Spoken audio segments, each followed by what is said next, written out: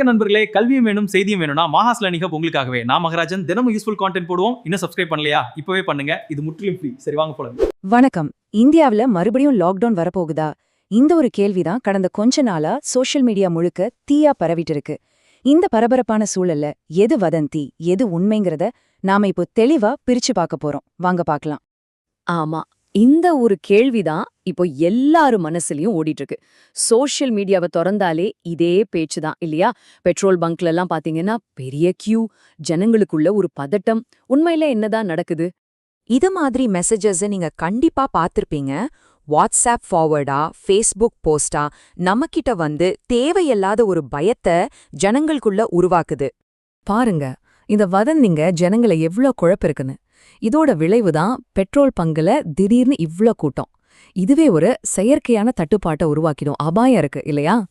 சரி, இந்த முழு விஷயத்தையும் நாம ஒன்னொன்னா பிரிச்சு மேய்ஞ்சு உண்மையில என்னதான் நடக்குதுன்னு தெரிஞ்சுக்கலாம்.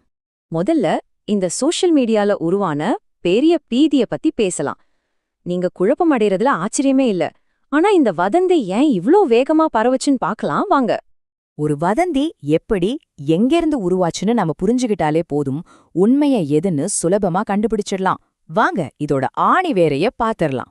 இங்கதான் விஷயமே ரொம்ப சுவாரஸ்யமா இருக்கு. பாருங்க, உன்னுக்கொன்னும் சம்பந்தமே இல்லாத சில விஷயங்கள் ஒரே நேரத்துல நடந்திருக்கு. ஒரு பக்கம் ஹார்மோஸ் ஜலசந்தியில பிரச்சனை, இன்னொரு பக்கம் நம்ம பிரதமர் கோவிட் மாதிரி தயாராக இருங்கன்னு சொன்னது. அதுவும் சரியா அந்த பழைய லாக்டவுனோட 6வது வருஷ நினைவு நாள் அன்னைக்கு. இது எல்லாத்தையும் ஒன்னா சேர்த்து பார்க்கும்போது ஒரு தப்பான செய்தி கூட நிஜ மாதிரி தெரிய ஆரம்பிச்சிடுச்சு. இப்போ நாம ரொம்ப முக்கியமான கட்டத்துக்கு வந்திருக்கோம்.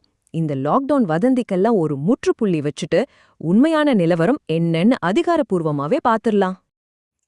ரொம்ப ரொம்ப முக்கியமான விஷயம் இதுதான். அரசாங்கம் எந்த விதமான லாக்டவுனையும் அறிவிக்கல. இது 100க்கு 100 வதந்தி. தயவு செஞ்சு இதை நல்லா மனசுல வச்சுக்கோங்க. இத உறுதி செய்யற மாதிரி நம்ம மத்திய பெட்ரோலியம் துறை அமைச்சர் ஹர்தீப் சிங் பூரியோட இந்த அதிகாரப்பூர்வ அறிக்கைய பாருங்க. வதந்திகளுக்கு அரசாங்கம் ரொம்ப தெளிவான ஒரு பதில கொடுத்துட்டாங்க. சரி, வதந்திய ஓரமா வச்சுட்டு உண்மையிலேயே நடந்துட்டு இருக்கிற ஒரு சீரியஸான பிரச்சனைய பத்தி இப்ப கொஞ்சம் டீட்டெயிலா பார்க்கலாம். இந்த ஹார்மஸ் ஜலசந்தி உலகத்தோட எனர்ஜி சப்ளைக்கு எவ்வளவு முக்கியம்னு பாருங்க. இது பார்க்க சின்ன இடமா இருந்தாலும் உலக பொருளாதாரத்தோட இதயத் துடிப்பு மாதிரி ஒரு முக்கியமான பகுதி. இந்த நம்பர் இந்தியாவோட பாதிய தெளிவா காட்டுது. இப்போ பிரச்சனைக்குள்ளாயிருக்கிற இந்த ஹார்மோஸ் ஜலசந்தி வழியாதான் இந்தியாவுக்கு தேவையான எல்பிஜில 60% இறக்குமதி செய்யப்படுது. இதுதான் நாம உண்மையிலே கவலைப்பட வேண்டிய விஷயம். இந்த பிரச்சனையால உலக மார்க்கெட்ல கச்சா எண்ணெய் விலை எப்படி ராக்கெட் வேகத்துல ஏறியிருக்குன்னு பாருங்க. இதுதான் பொருளாதார அழுத்தத்துக்கு உண்மையான காரணம். இது வெறும் வதந்தி இல்ல, இதுதான் நிஜம். சரி, இந்த உலகளாவிய நெருக்கடியிலிருந்து இந்திய மக்களை பாதுகாக்க அரசாங்கம் என்ன மாதிரியான நடவடிக்கைகளை எடுத்துட்டு இருக்காங்கன்னு இப்ப நாம பார்க்கலாம். இது ரொம்பவே நம்பிக்கை அளிக்கிற ஒரு நம்பர். இந்தியா கிட்ட 60 நாட்களுக்கும் அதிகமா நம்ம தேவைக்கு போதுமான எரிபொருளை சேமிச்சு வைக்கிற அளவுக்கு வியூக கையிருப்பு, அதாவது ஸ்ட்ராட்டஜிக் ரிசர்வ்ஸ் இருக்கு. அதனால உடனடியா தட்டுப்பாடு வந்துரும்னு பயப்படவே தேவையில்ல. இந்த விலை உயர்வு சமாளிக்கிறதுக்கும் சப்ளையரை டீக் வச்சுக்கவும் நம்ம அரசாங்கம் 3 முக்கியமான ஸ்டெப்ஸ் எடுத்திருக்காங்க.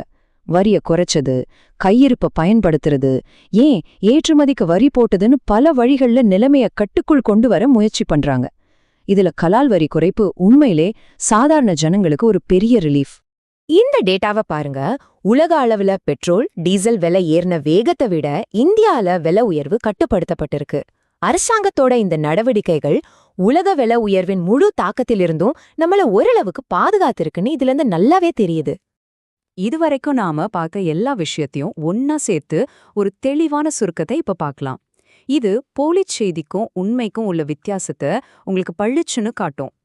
ஆக சிம்பிளா சொல்லணும்னா, லாக்டவுன் அப்படிங்கிறது பொய். ஆனா எனர்ஜி செக்டார்ல ஒரு உண்மையான சவால் இருக்கு. விலை உயர்வு இருக்கு, ஆனா தட்டுப்பாடு இல்ல. இதுதான் நாம கரெக்டா புரிஞ்சுக்க வேண்டிய விஷயம். இந்த மாதிரி சூழ்நிலையில நாம ஒவ்வொருத்தரும் பொறுப்பா நடந்துக்கணும். பயத்துல போய் பெட்ரோலையும் கேஸையும் வாங்கி ஸ்டாக் பண்ணாதீங்க. அரசாங்கம் சொல்றத மட்டும் நம்புங்க. வர்ற மெசேஜ உடனே ஃபார்வர்ட் பண்ணாம அது உண்மையான செக் பண்ணுங்க. இதுவே நாம செய்யற பெரிய உதவியா இருக்கும். கடைசியா இந்த ஒரு கேள்வியோட நான் முடிச்சுக்கிறேன். இந்த டிஜிட்டல் உலகத்துல செய்திங்க காட்டு தீ மாதிரி பரவுது. அதனால நம்ம பார்க்கற, படிக்கிற, ஷேர் பண்ற ஒவ்வொரு விஷயத்த பத்தியும் ஒரு நிமிஷம் யோசிக்கிறது நம்ம கடமை. உண்மையை தேடுறது நம்ம உரிமை மட்டும் இல்ல, நம்ம பொறுப்பும் கூட.